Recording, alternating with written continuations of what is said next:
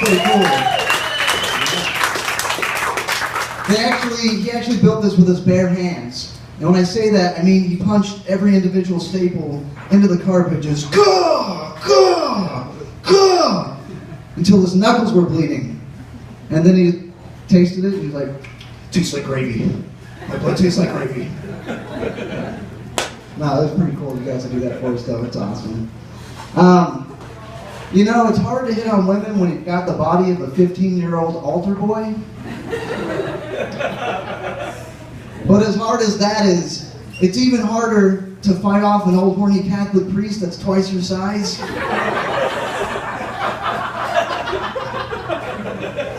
That's where the real battle is. I always wondered why there was a hole in the confession booth. You know what I mean?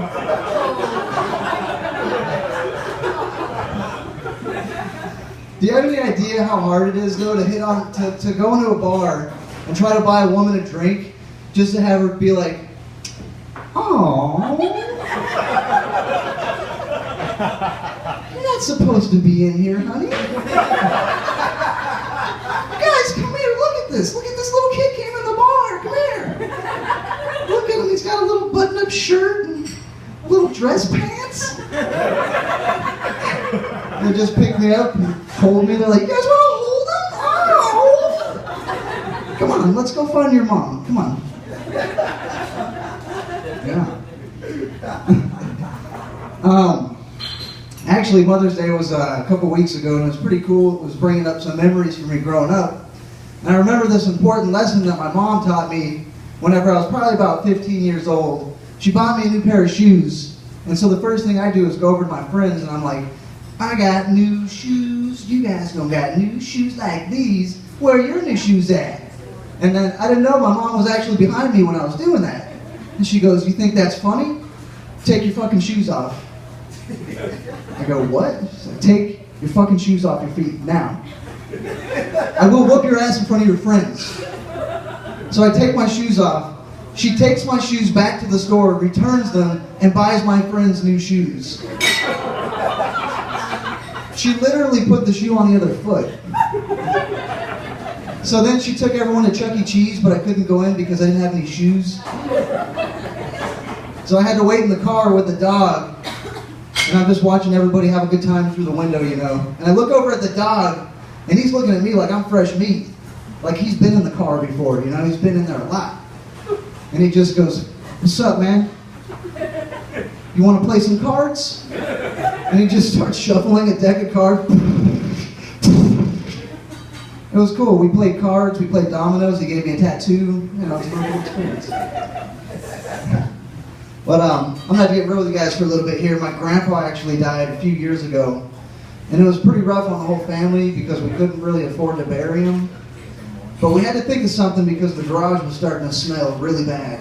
I'm like, no, don't get me wrong, we didn't want to put him in the garage. But our neighbors were complaining about our new Halloween decoration.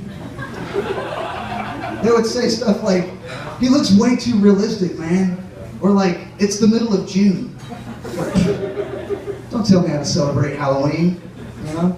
So we had to figure out a way to raise some money so we could bury him. So we started renting them out to people who wanted to use the HOV lane. Or like crash test dummy. We just let dealerships launch them through a windshield. "This seatbelt is no good." You know? But then we found a gold mine. I actually found these people who were doing backyard wrestling. And we started renting them to them. And they would film themselves doing their special moves on them. Like drop him off a turnbuckle on his neck or, you know, a table full of glass.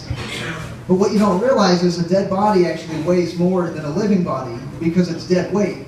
So when these guys would lift him up to do their special moves, they would actually collapse underneath him and he would pin people down. He started winning matches. This guy got famous. He even had his own wrestling name.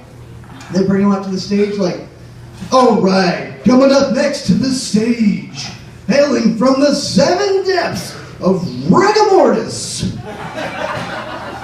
weighing in at 295 pounds, give it up for Dirt Nap." I take him to the ring, like I take his body and I'm shaking it at people.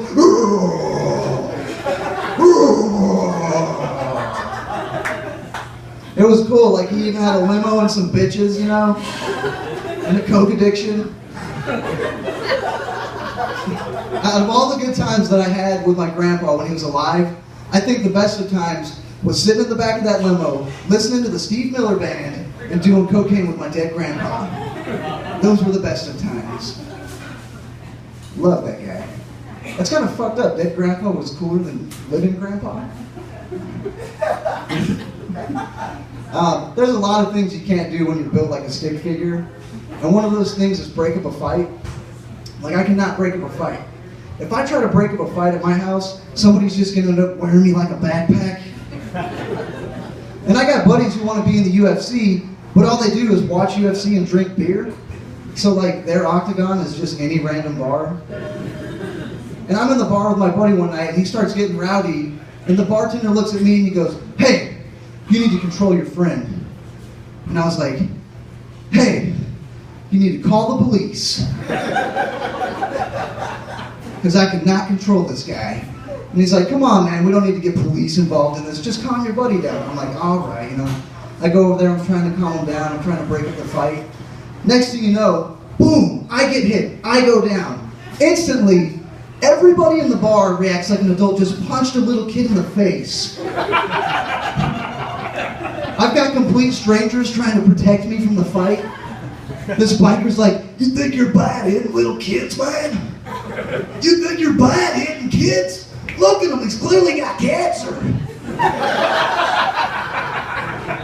This woman was nurturing me like a baby bird. She's like, "It's gonna be all right. Like, somebody get this kid some medical attention.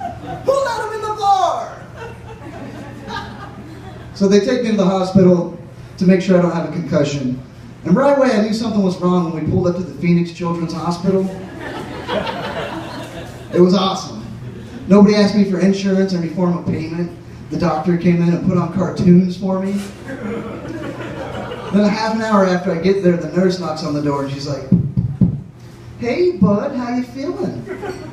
I'm like, "Pretty good." She's like, "Good, you got a special visitor."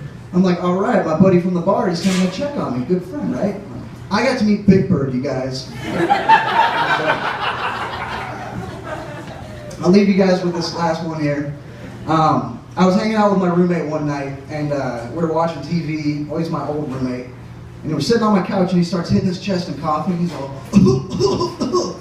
and I go, "Damn, dude, you all right?" And he's like, "Yeah, heart problems." And I'm like, "Damn, well, don't die on me, man."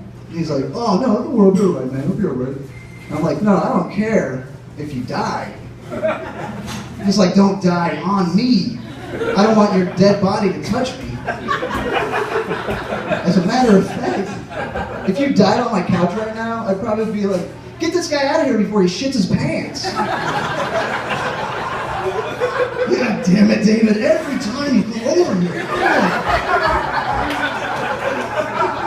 I'm gonna make you a gay wrestler. Alright guys, that's been my time. Thank you very much.